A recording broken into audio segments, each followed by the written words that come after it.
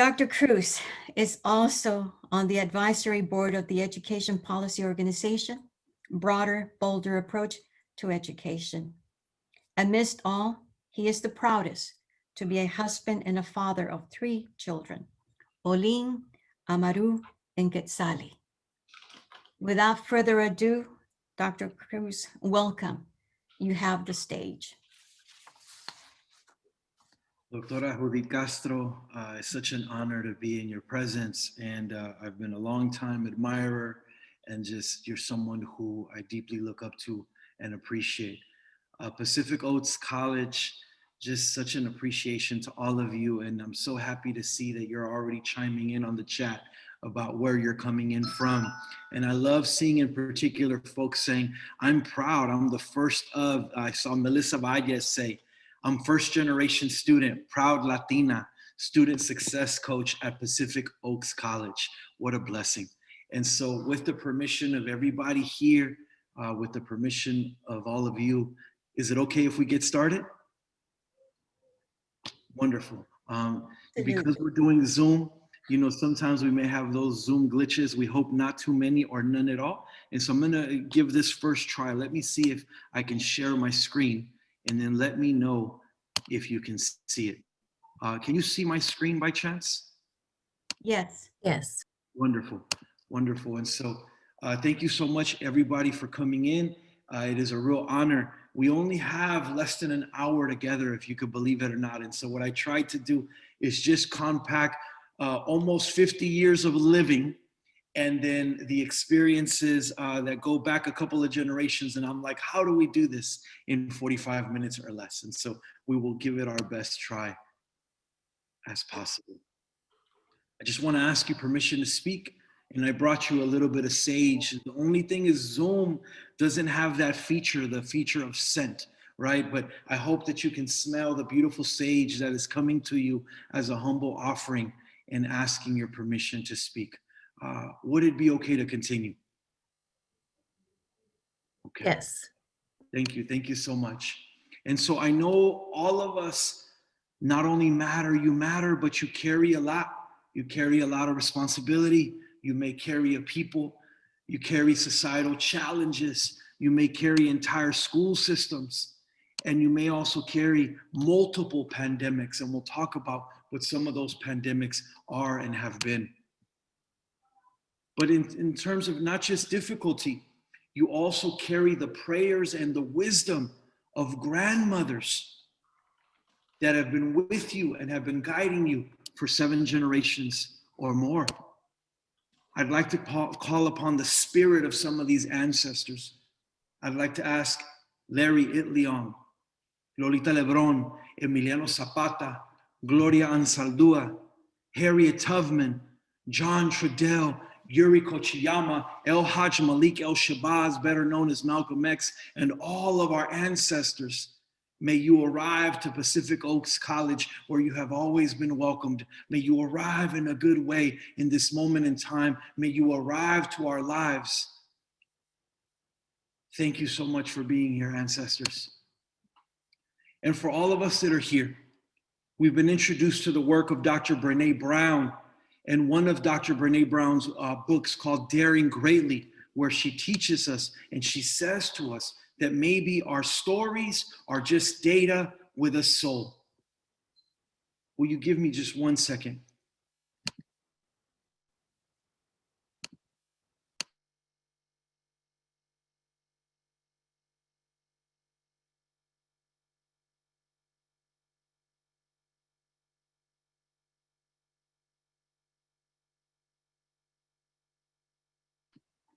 Thank you, everybody, for your patience. Sometimes when we're in these Zoom spaces, we have to navigate a lot on, so just thank you for that. Let me see if I can share my screen one more time, and let me know. Give me 1 second. Thank you for your patience.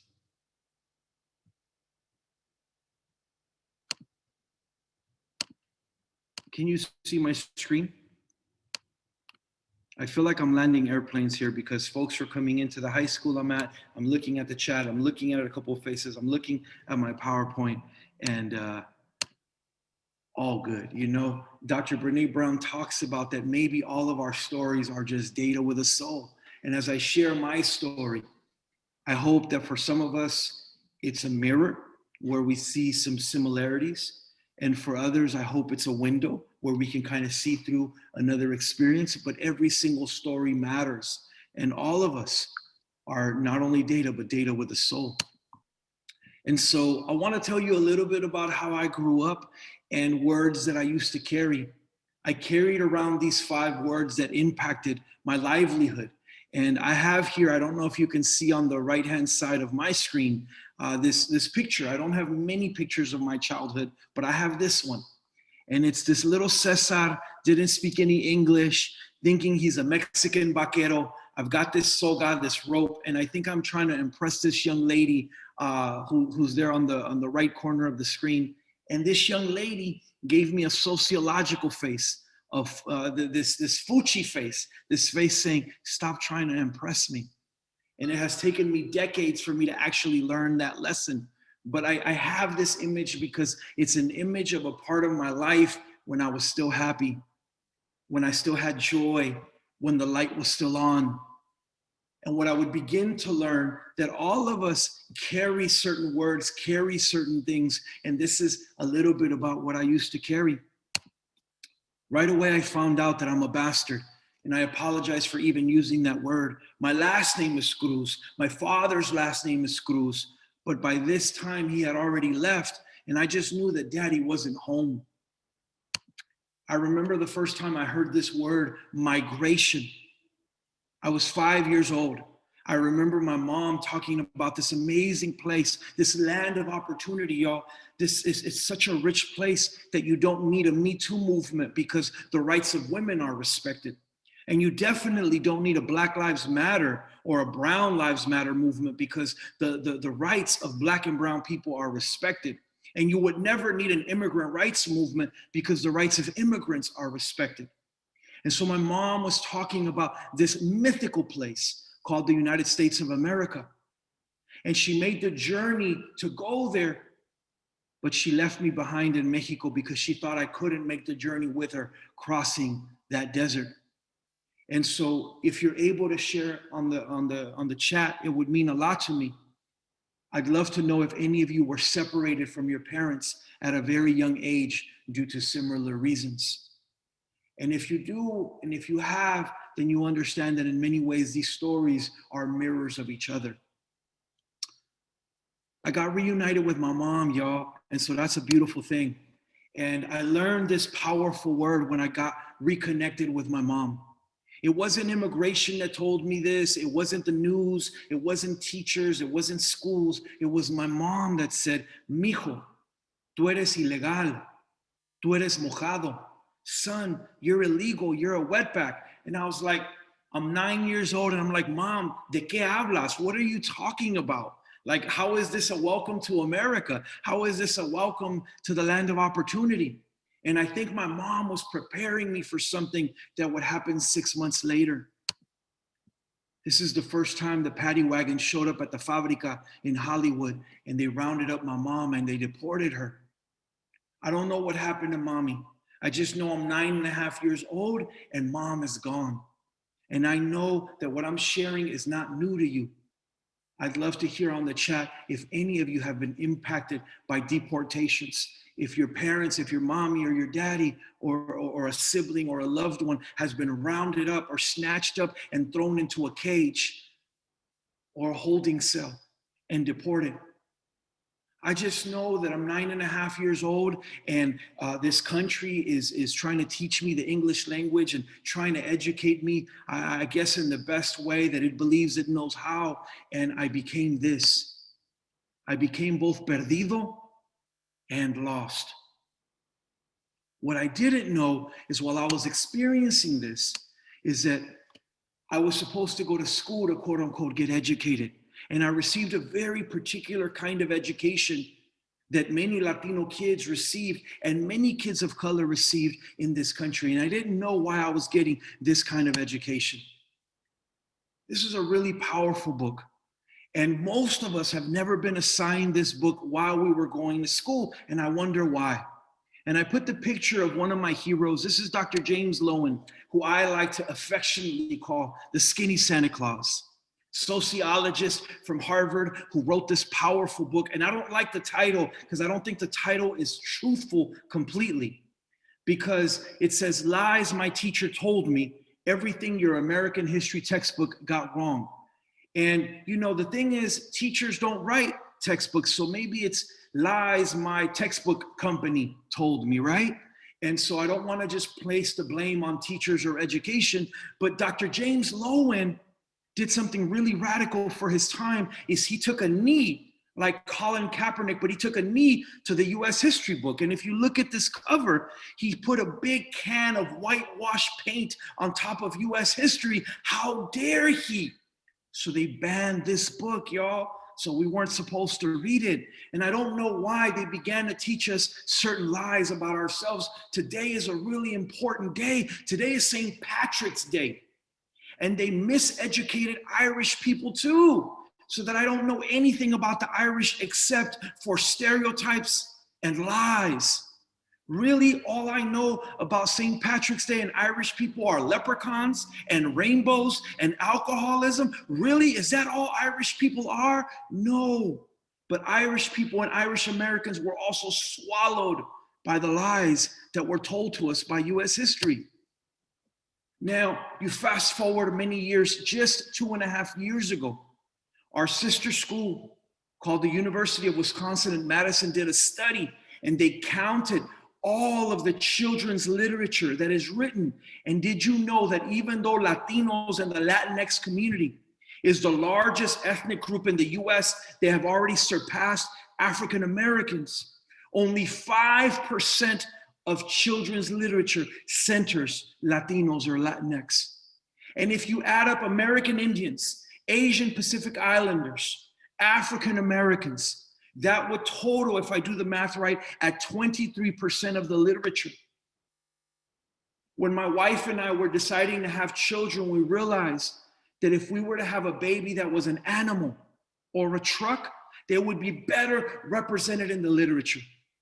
And white children, through no fault of their own, babies are just babies and they're born, they would see themselves reflected in 50% of all books as central characters in everything that happens in the world of children's literature.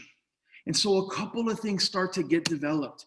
If some kids who are overly represented may develop superiority complexes, and I don't know if that's what would explain our former president. I'm not here to address that, but what I do know is that many children begin to develop an inferiority complex, and they grow up to be adults like me that begin to develop certain things about a colonial mindset where they actually believe they cannot achieve success because of the way they've been taught and raised. I'd like to explore this a little bit further. I want to take you first to the black and white doll test done in the 1950s, but redone 60 years later.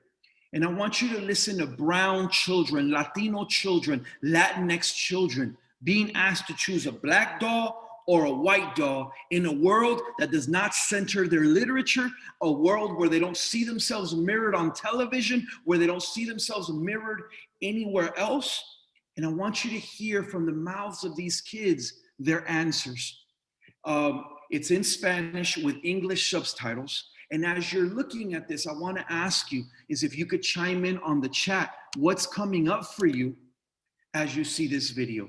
Let me go ahead and cue it up and we'll play it for you. Here we go.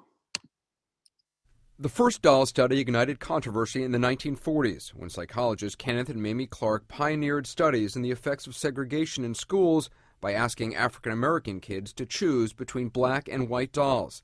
The so-called doll test found black kids overwhelmingly preferred white over black. Those results were at the center of the landmark 1954 Supreme Court case Brown versus the Board of Education that desegregated American schools. Now, with the first African-American president and nearly 60 years after segregation was overturned, we wondered, where are we today? ¿Cuál muñeco es bonito? ¿Cuál muñeco es feo? ¿Cuál muñeco es malo? Ninguno. ¿Cuál muñeco es malo? Este. ¿Y por qué? Porque, bueno, este es moreno y este es blanco. ¿Cuál muñeco es feo? ¿Por qué? Porque a mí no me gusta el color café.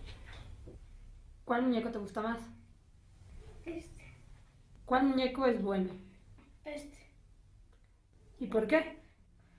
Porque no me dan miedo los güeros porque tengo más confianza con si los un poco más así como este. No tengo mucha confianza. ¿Cuál muñeco es malo? ¿Por qué? No sé. ¿Cuál muñeco es feo? Este. No sé, es que me parece que está un poquito, ¿cómo te diría? Más moreno y no se ve tan blanco. Y no tiene mucho aspecto. ¿Por qué el muñeco blanco es bueno? Porque sus ojos son azules y todo su cuerpo es blanco.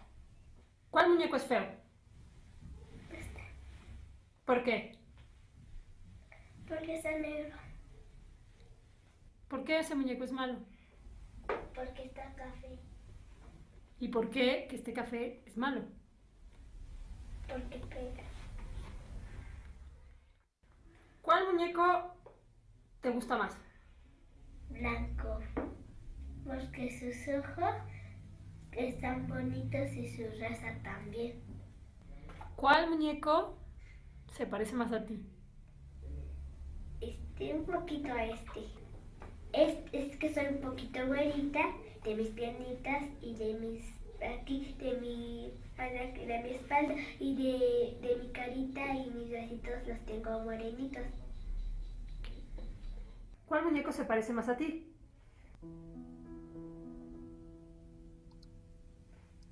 Este. ¿En qué?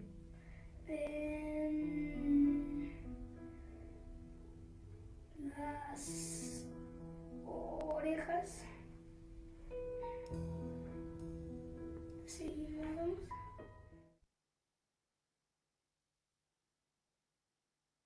I really appreciate the wisdom of everybody that's on here, and I want to lift up some of that wisdom.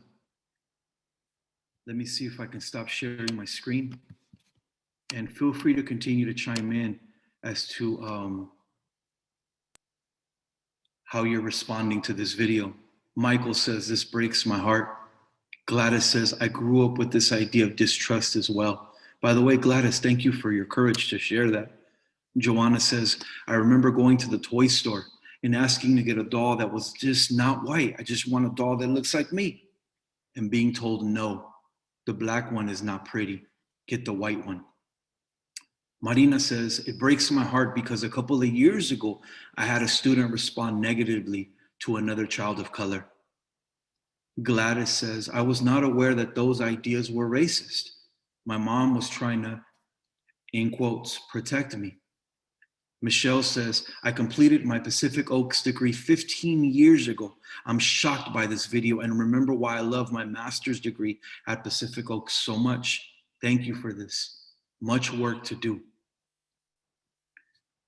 Marina says, it was my student of 4 years old. Vernon says, Dr. Cruz, I have to confess, I have one of those dolls. Leanne says, devastating.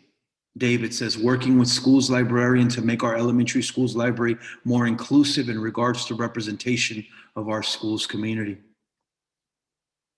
Stephanie says, the problem continues as children are taught by media and nonverbal displays of communication by some adults. Yes, just watch 2021's version of Tom and Jerry, and you will find one of the most racist movies ever, just made a couple of weeks ago and released. Tom and Jerry 2021. Lynn says, that hurt my heart. All my childhood, I heard that. Marlene said, so very hard to see. It breaks my heart. It is still too much of a reality. Nee says, we have a lot to do to educate our children. David says, I remember being told by my aunt that I couldn't get dolls that weren't black when I wanted dolls of all colors. Stephanie says, it happens all the time in classrooms when teachers are not engaging or observing with the other. And there's 15 more comments. May you keep on coming.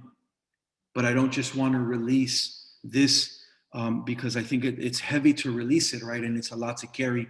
With your permission, is it okay to continue? Okay, I'm gonna try to see if I can share my screen again.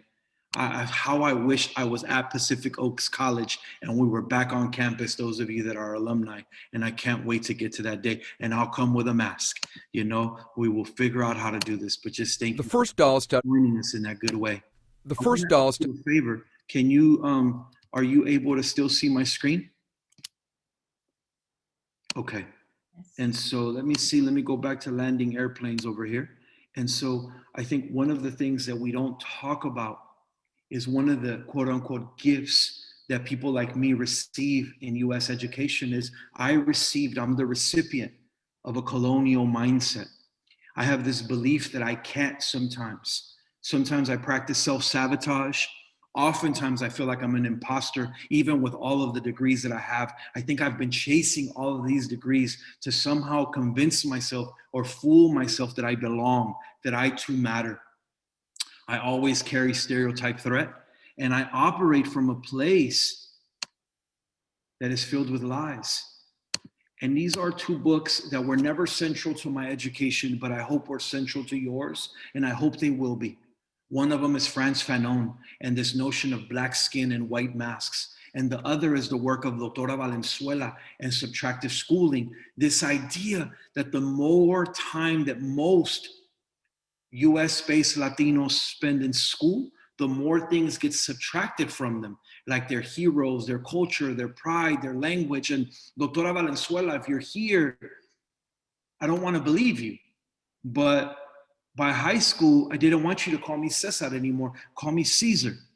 And Maria became Mary. And I began to really perfect the English language. And I'm not an Englishman. And this language is not from the US. English is a rare export or a rare import, if you will, with a lot of history to it, but it is from England. Y si les empiezo a hablar en español, el español no es de México.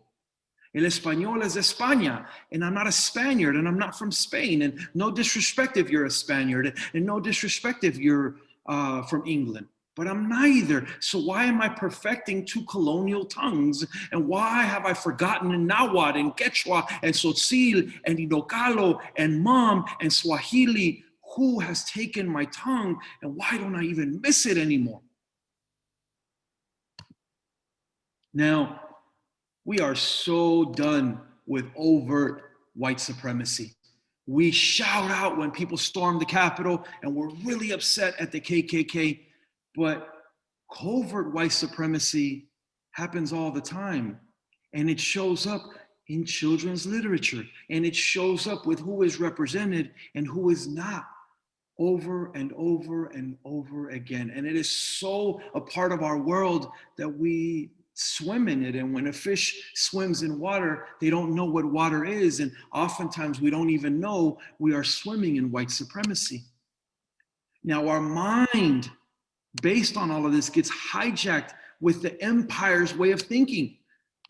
We start to feel hopeless, we feel incompetent, we're scattered, we're unhappy, we feel anxiety, we're depressed, we're stuck, we're not sure of ourselves, and we don't know why.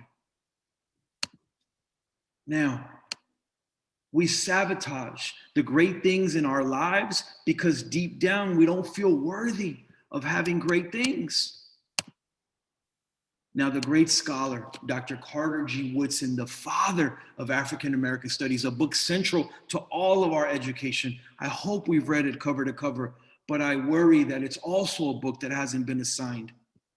Dr. Carter G Woodson talked about how we get miseducated, and then they have the nerve to call it self-sabotage. César, stop saying you are self-sabotaging. No, the sabotage has come by design. The great South African freedom fighter would say it like this. He would say, the most potent weapon of the oppressor is the mind of the oppressed. They got me, y'all. I'm Caesar. I'm Mary. I don't know who I am. I don't know my languages. I don't know where I come from. I don't even miss it. They got me good. And yet, there may be a way to change. I want to ask you, I want to give you a real minute because everybody deserves thinking time as you hear about subtractive schooling, about colonial mindset, as you hear about the lies my teacher or my textbooks told me, as you see these children espouse not only colorism, but racism and prejudice, as you hear all of this, as you see all of this, what is coming up for you? Would you take a moment to document what's coming up for you as you see and you hear all of this? I'm going to put a real minute on the clock, and then we'll see what's coming up for all of you.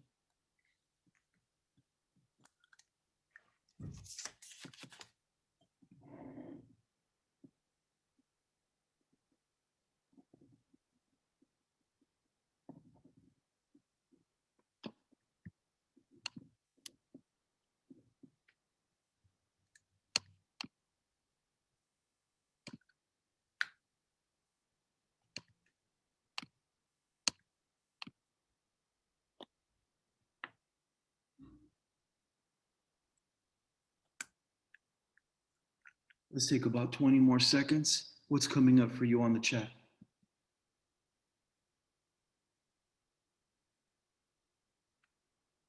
I'm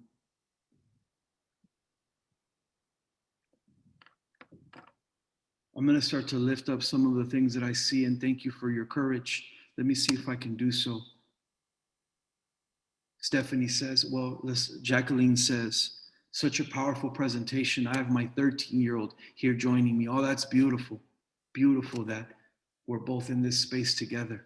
Stephanie says, change needs to happen and we are in control. I so want to believe that, and I hope we get there.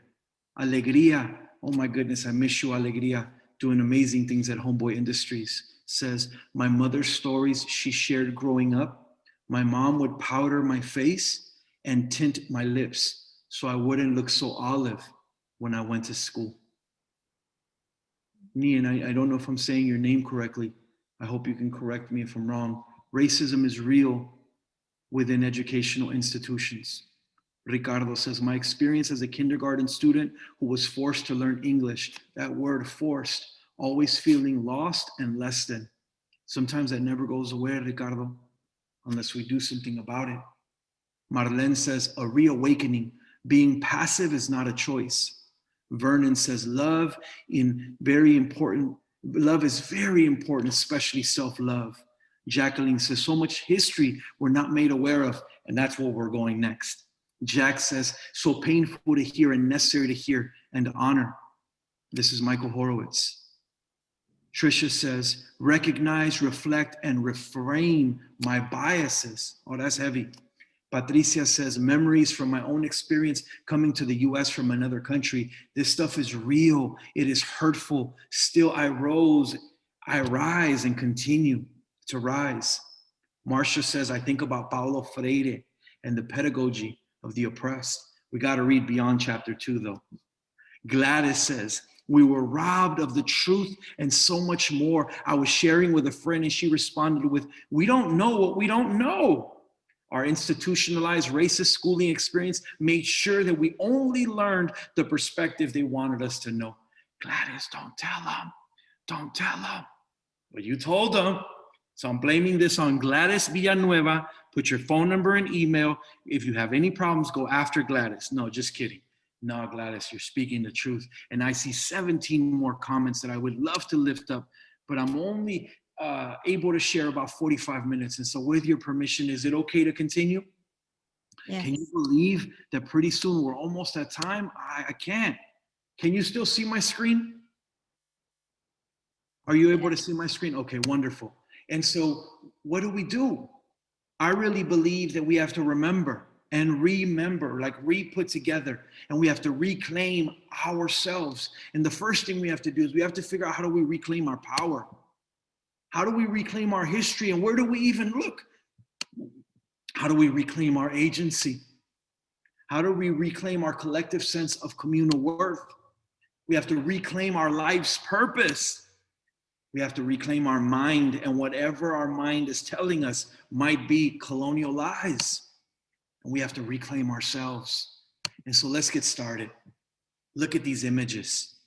Look at what happens when inside of you, when inside of your DNA is so much history in her story. When you come from kings and queens, you don't come from slavery. And ethnic studies should never begin talking about colonialism or slavery. That is not where any of us come from. We come from thousands upon thousands of years of history, culture, and legacy. With no disrespect to our sisters and brothers who identify as European, but during the ages, their dark ages, when they were living in caves, our people were not. Our people were creating vast civilizations, from Egypt, that is really Kemet, to Central America, that is really Mesoamerica, and the Sphinx and the Olmeca even look alike. And we used to send text messages to each other. We just sent them on walls, and it was our early graffiti, and it was the stories of our people, their hieroglyphs, their codices, their amochli. But how come we can't decode them anymore? And how do we remember someone who organized all the way down to Mexico and all the way up to Canada, Harriet Tubman, and Harriet Tubman facing the pandemic of racism and poverty and sexism and oppression? How did she find a way out of no way? And what message would Harriet Tubman want to say to you, to us right now? And what about Lucy Gonzalez Parsons, who we owe so much to, who we don't even know existed? Lucy Gonzalez, say her name. Lucy Gonzalez Parsons, who fought for the 40-hour work week, who fought to end child labor, who the city of Chicago was so scared of, they banned her in the 1880s, who always said, never be deceived that the rich will permit you to vote away their wealth. How did she know that we would have a Democratic governor in California and that governor would veto ethnic studies? How did she know that we would have a Democratic president right now who speaks beautifully, and yet we have 6,000 kids in cages and no plan to let them out? We heard of the promise, if you just change from the previous president to this, everything changes. And where's the change for ethnic studies and for learning our history? We got a long way to go, and we can't just vote our way to freedom. We got to do more than that. So Lucy Gonzalez has some sharing with us to do.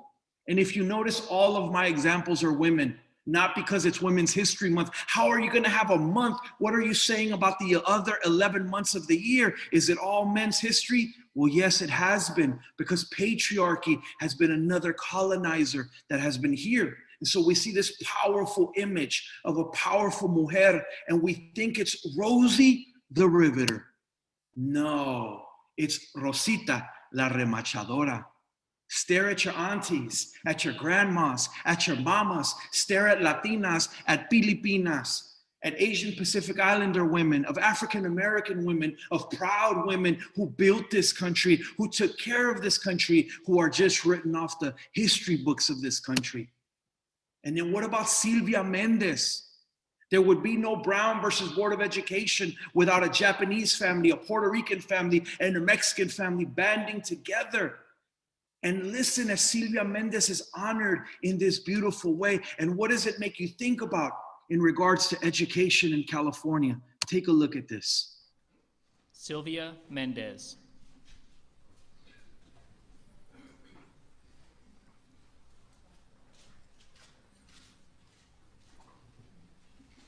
Silvia Mendes was thrust to the forefront of the civil rights movement when she was just a child.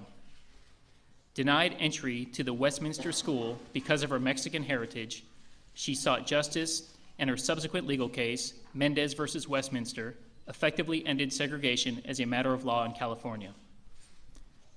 The arguments in that case catalyzed the desegregation of our schools and prevailed in the landmark case, Brown versus Board of Education, forever changing our nation. Today, Silvia Mendes continues to share her remarkable story and advocate for excellence and equality in classrooms across America.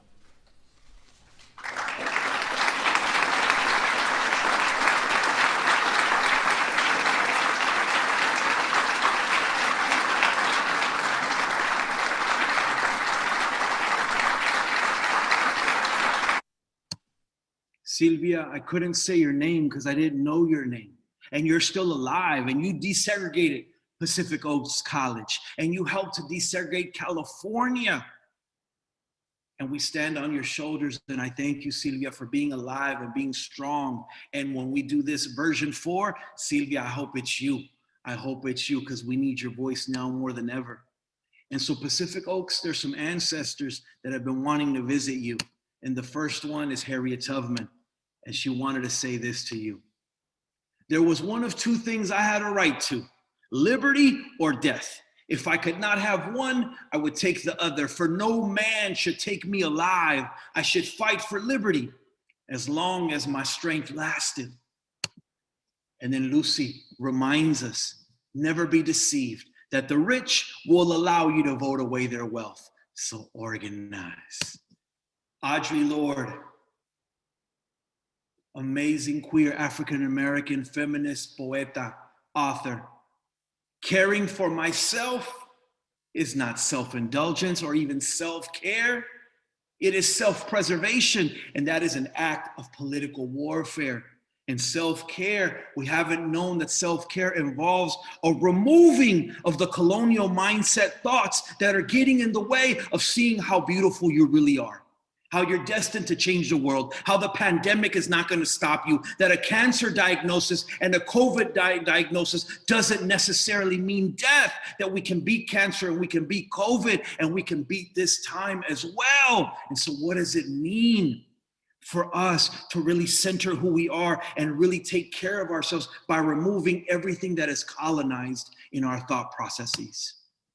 And Lolita Lebron, Puerto Rican nationalist and freedom fighter who was fighting for the freedom of Puerto Rico because Puerto Rico is still not free, says freedom is an inalienable right of all peoples. Dignity does not reside in material well-being, but in principles. And the first among them is freedom.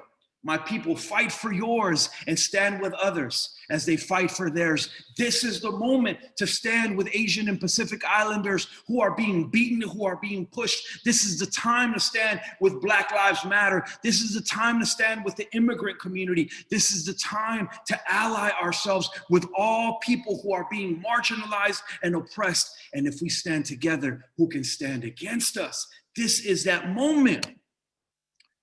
And I want to show you what it may look like to take on colonialism and to find out who you are. And I want to speak to the 8-year-old in you, because you talked to me on the chat about the books that they had you read and the dolls they had you choose. And I wanted to bring here my daughter. And so with your permission, I'm going to share my daughter. She's 8 years old now. She's 9. This was last year. She'll have me tell you, she's still evolving. But here she is at 8 years old with a message to share with all of you. Hey, you Latino, yes, you, who they call Spanish, Hispanic, Mexican, you, the one they yell at to go home. Tell them who you really are. Hey, you Latino, tell them you're of the air, land, water, and fire. These rivers flow from your Mother Earth, the warmth on your face from Father Sun. Hey, you Latino, tell them to pronounce your name correctly. No, it's not Leticia, it's Leticia. No, it's not Alexander, it's Alejandro.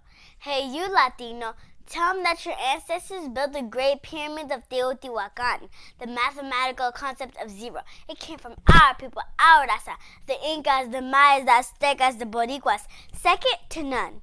Hey, you Latino, you're the people of the corn, the spice, y los frijoles. You're the people of the moon, the sun, y las estrellas. You're the people of the past, the present, y el futuro. Hey, you Latino, eres de colores. You are of colors. Cantas de la madrugada. You sing at the daybreak. Tantas posibilidades. So many possibilities.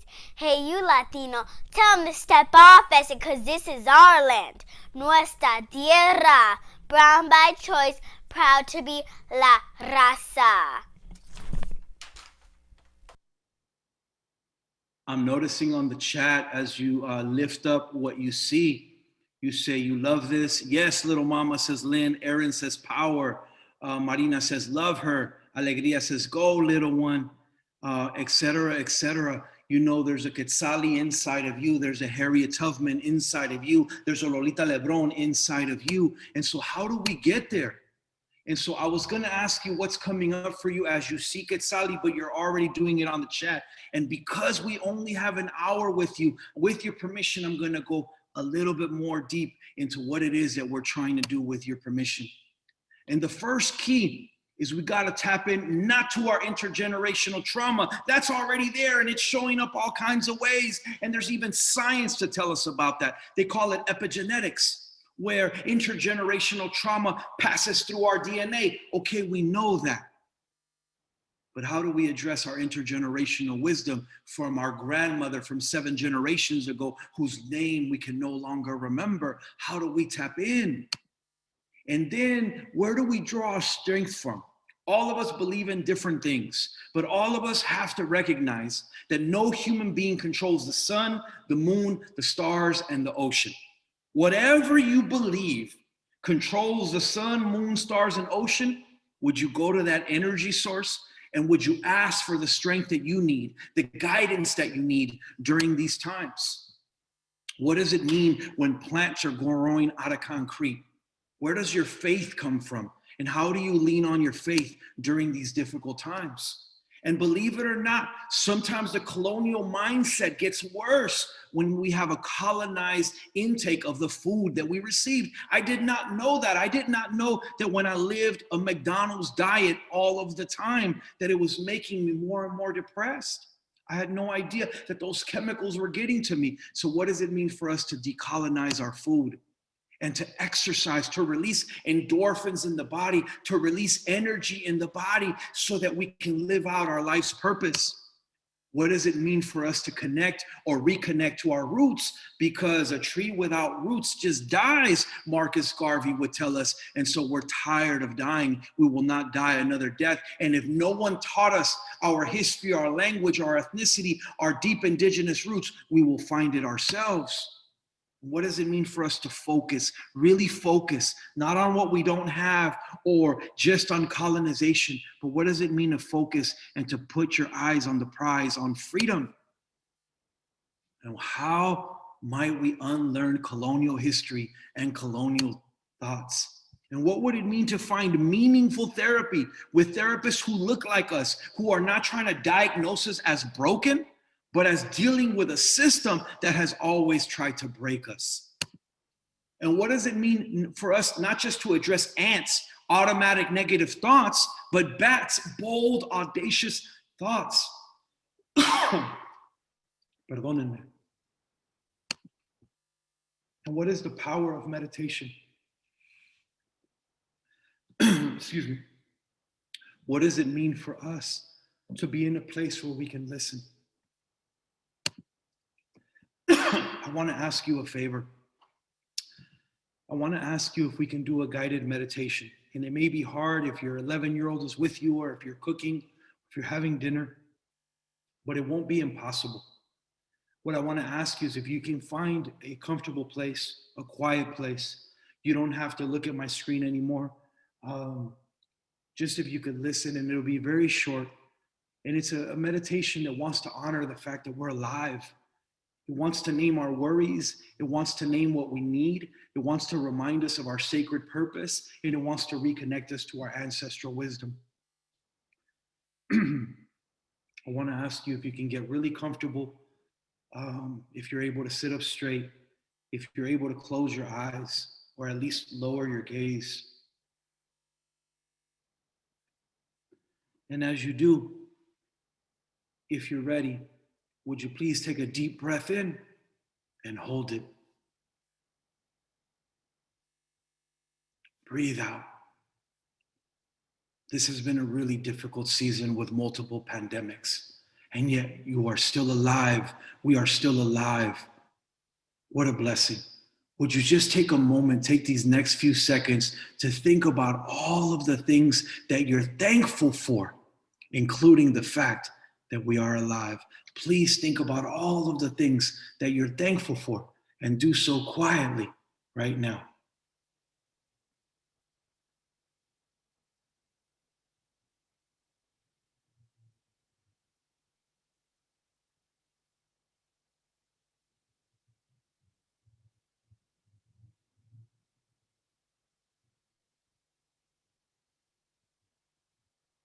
When you're ready, take a deep breath in and hold it. Breathe out. If this becomes difficult, if you struggle with guided meditation, or you feel like this is a waste of time, totally understandable. That's our mind, and our mind is amazing and thinks so many thoughts. Use this time to come back to your breath, because when you take deep breaths, you send signals to the part of your brain called the amygdala that you're okay, that you're okay. Now, it makes sense that you might be worried, that you might be dealing with colonization, that you might be dealing with racism and sexism and poverty, that you might be dealing with patriarchy and white supremacy, that you're dealing with COVID. And so naturally, there would be worries. Instead of running from them, would you take this moment to name quietly for yourself all of the things that are keeping you up, all of the things that are worrying you, all of the things that are bothering you? Would you name those quietly to yourself right now?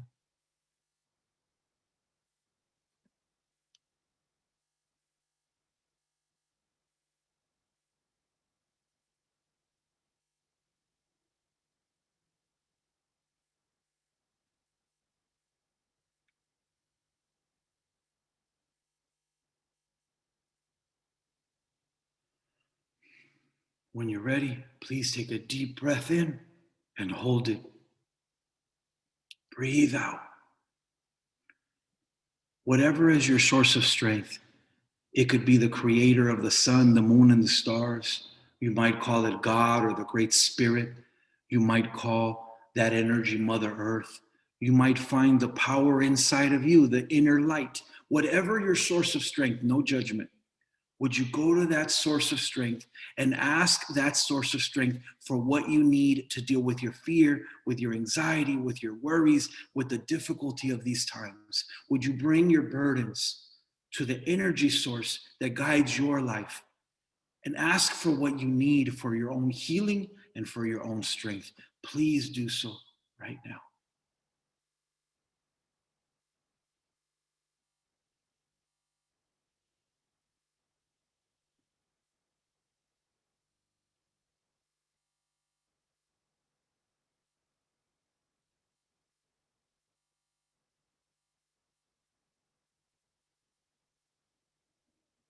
Would you please take a deep breath in and hold it? Breathe out. You know, all of us weren't just born to be oppressed. You were born for a sacred purpose. Just like the people we've been hearing about, Harriet Tubman had a sacred purpose. But so do you. Maybe you're called to be a teacher or a counselor or a healer. Maybe you're called to be a partner or a daughter or a son. Maybe you're called to be a community member. Maybe you're called to be a coach. Maybe you have many callings upon your life. Would you think about all of your callings? If you're called to be a parent, is your job done? If you're called to be a partner to yourself, is your job done? Would you think about all of your sacred purposes and what you're called to be? And are you done fulfilling your sacred purpose? Please name all of your sacred roles and sacred purposes that you've been called to be.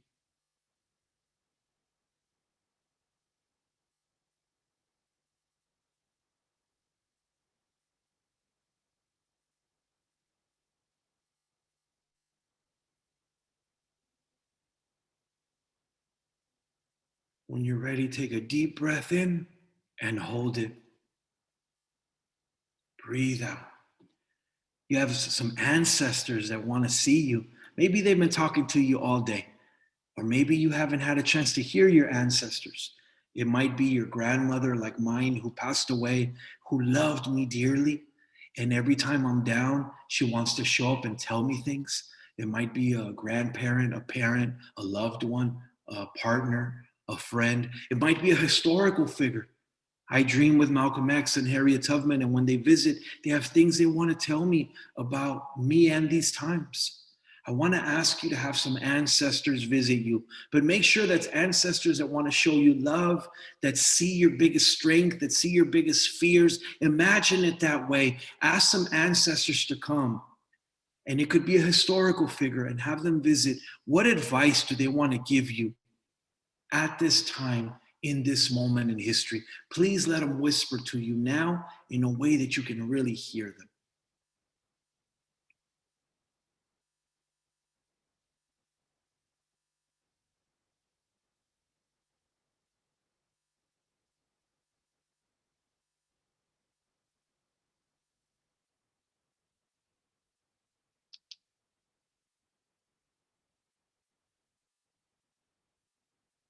When you're ready, take a deep breath in and hold it. Breathe out. May you remember that you are not colonization. May you remember that you are beautiful. May you remember that you matter. And if you can, repeat after me in a quiet way. I matter. I can reclaim myself. I can reclaim my history. I can reclaim my purpose. I can channel my ancestors. I can do this. We can do this. We are called to thrive. And with that, as our time is closing, when you're ready, if you can open your eyes, if you can raise your gaze, may you be loving to yourself. May you be able to heal yourself. And if you are able to, may you be loving to someone else. Thank you so much. And so as we come back, believe it or not, an hour has passed. And I want to ask you as I close and we open it up for some questions and some dialogue, would you please allow yourself in the middle of these multiple pandemics to return to the truest form of who you are, and may you radiate your revolutionary light always.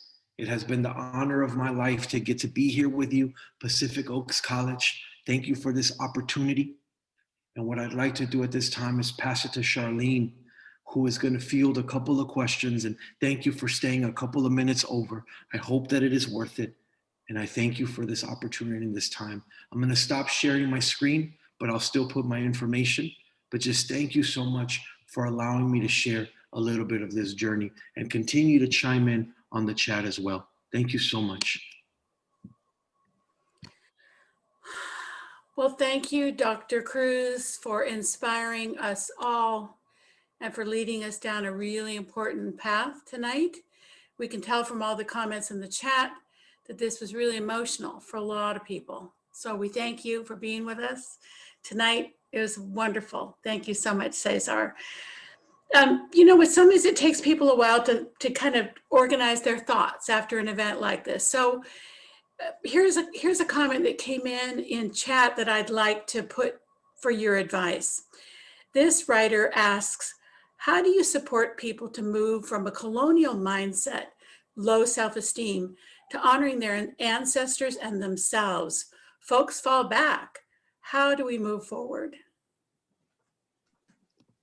Thank you for that, Charlene. What a powerful way to get it started. And I think what I tried to share pretty quickly within 45 minutes is that we may have to start acknowledging what has happened, and some of it might be in affirmations about what has taken place. And specifically, when we read, I don't have to be Black to relate to a book called The Miseducation of the Negro. I don't have to be Latino to relate to a book called Subtractive Schooling.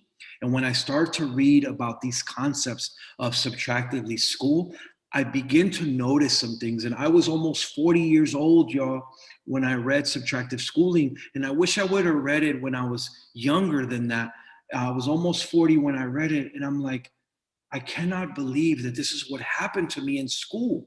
You know, I was embarrassed of my culture. I was embarrassed to be Mexican. I was embarrassed to speak Spanish. I didn't even know I missed Nahuatl or other languages. I didn't know where I came from, and I didn't even know how to miss it. I didn't know that I was subtractively schooled. So it begins by figuring out what happened. And then it's asking questions of like, well, where am I from? What are my roots? And then, you know, there's these companies like 23andMe, about 23 chromosomes. There's all these places that help us begin to research about our particular DNA and our history. But then there's also our collective history. Oftentimes, The folks that I often see the most also losing their history are not just people of color, but many white folks who have become homogenized in this society, and they had roots in Poland, and they were Irish, and they were Scottish, and they had so many other roots, but they had to almost give those up to be part of this so-called American way. And what does it mean to reclaim, to relearn, to explore? Back in the day, we used to have these big fat books called encyclopedias. And now they fit all of them in a really weird way on our phone. And so we might be able to look up on our phone with this thing. There's this new thing called Google. And in this thing called Google, we can look up my history, my roots. What are the indigenous people of this land? But you're gonna have to do a lot of sorting and filtering, because a lot of what's been written has been written by colonialists. And so you're gonna have to, if you start to notice that the only thing you see about your history was written by Mel Gibson, and no disrespect to that actor, but you are bloodthirsty savages who just, what does it say here on my phone? Bloodthirsty savages who just sacrifice people. That might not be all of my history. Maybe I need to go a little deeper and find, oh, there's some astronomers in Chichen Itza, and there's some anthropologists and archaeologists. You might need to dig a little deeper than just the first search on Google or YouTube. And feel free to write to me, feel free to text me. And that is why Pacific Oaks College exists. One of you named it. You said 15 years ago, you were in a master's class here, and you learned some things that you haven't learned somewhere else. And some of you on this chat named a professor that passed away that you remember. These master's programs matter. These graduate programs matter. And what does it mean to reclaim women's studies and ethnic studies and sociology and your history and your culture and your roots? Imagine if we start doing amazing book clubs like this, and then we start letting our tias know and our uncles know, and all of a sudden in the middle of a pandemic, what we're growing is ourselves. We keep wanting to grow our side of ourselves. Let me fix my house, and let me grow some plants, and let me know how to do this. But what would it mean to grow ourselves and to replant ourselves and to nourish the soul and the soil of ourselves? Let's do this together. This is what this series is about. This is what we're trying to do. I hope that that was a useful answer, but I'd love to share more when there's more time. Absolutely. This is wonderful. So here's a question from our friend, Dr. Donald Grant, who's on with us tonight. Hi, Donald. It's a good question. Here you go. Dr. Cruz, are you ready? Given that so many people of color experience the ills of white supremacy, how do we ensure that Black and Brown and Indigenous people join together to dismantle white supremacy, given that white supremacy works to keep us separated? Whew, Donald, a million. I know, that's a big question. And so let me take a stab at it. Given that so many people of color experience the ills of white supremacy, how do we ensure? I think it's going to take all of us, and it's also going to take white folks, because I think what we have to recognize is that we don't want to live in a world where people are colonized. And oftentimes, though, the difficult part is that we have received privileges for these systems. I have benefited so greatly from patriarchy. I really have. I live in a world that honors those who identify as men. And so then the question becomes, why would I ever want to change that? And as I think about the conditions, then I really study the life of my mother and my grandmother and my daughter and my community. And I realize, do I want to keep perpetuating these oppressive systems where you even have to have a hashtag Me Too movement just to be able to scream, I'm tired of being raped and abused? And so I think that there's a role for everybody, not just some of us. How do we smash not just white supremacy, but also patriarchy? And what about a world of capitalism that honors capital over walking over bodies who are now without homes? We have an explosion in our world of people without homes.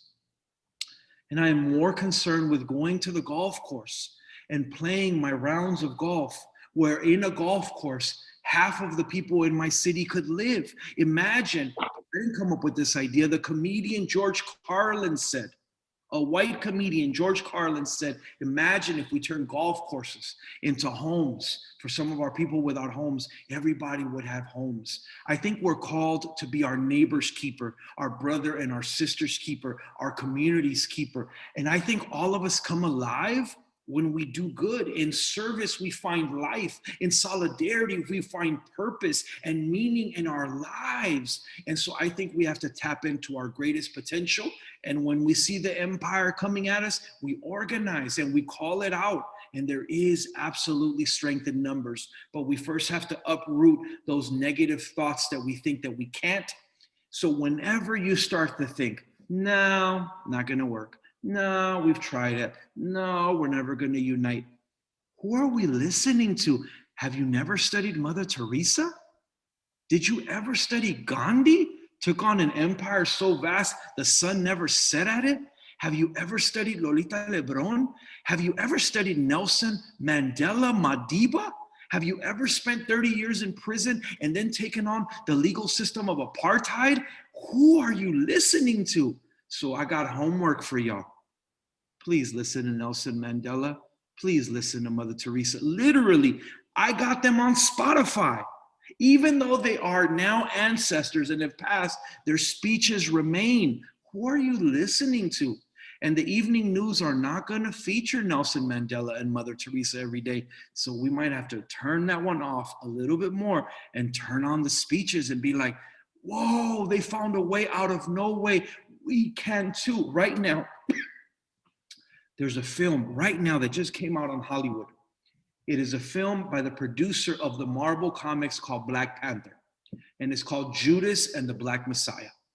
And it is a true story about a young man, 17 years old, Fred Hampton, who was the leader of the Chicago section of the Black Panther Party.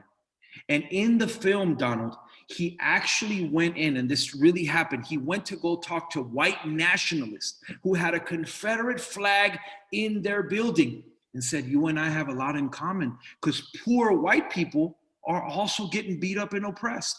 Poor white people told me when I would go speak in the South, they're like, I can't relate to rich white people. I can't relate to that colonialist history. I can't relate to all these white presidents because the white presidents never represented poor white people. Do you know what they call me? They call me trailer trash.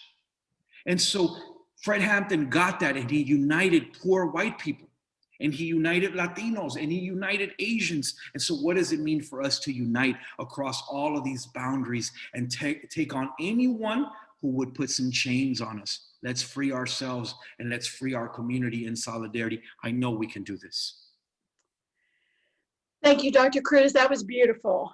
There's a role for everybody. I don't think we could end at a better spot. So now I'm going to hand it back to my friends Johanna and Dr. Castro. Thank you so much, Cesar. Thank you, Charlene. And thank you, Dr. Cruz. Please go ahead, Dr. Castro. I just want to, again, Dr. César Cruz, muchísimas gracias. Thank you very much. I think that your message was quite clear. It is something that we all need to think through, but not to just sort of sit back and just think it through, but from what you said is to begin to take action, to begin to collaborate, to begin to think through what we need to do, and to let our hearts and our minds lead us in the way that we need to in order to create an equality that is so much needed and due to all, and is long overdue. So with that, thank you very much, and I'll turn it over to Johanna. Thank you. And I'd actually like to invite President Podunton to close us out. Thank you.